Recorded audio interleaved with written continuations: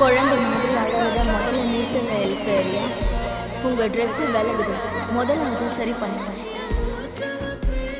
ஸ்கூல்ல இருக்க வரைக்கும் என்னால முடியாதுன்னு சொன்னேன். அதான் அமைதியா இருந்தேன். அவன் தன்னோட திறமையை நிரூபிச்சுட்டா உன்னாலையும் மத்த பாட்சத்தாலையும் அவனை தேர்ந்தெடுக்க முடியும்னு சொன்னேன். பிள்ளைக்காக நான் எழுதின அத்தனையும் லவ் லெட்டர், அதாவது அவனை கூப்பிடுற லெட்டர், இதெல்லாம் அவன் போய் சேரல. அப்ப இது எல்லாமே உன்னோட தப்பு தானே? நீங்க எத்தனை எழுதுனீங்க? அதுவும் இல்லாம இதெல்லாம் என்னோட வேலை.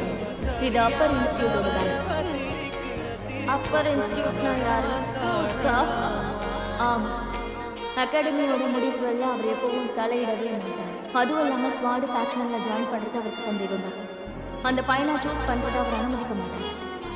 நான் அப்பர் இன்ஸ்டியூட்டுக்கு போய் அங்க இருக்க எல்லாரையும் ஃப்ரீஸ் பண்ணிடட்டுமா? வாயை மூடுங்க.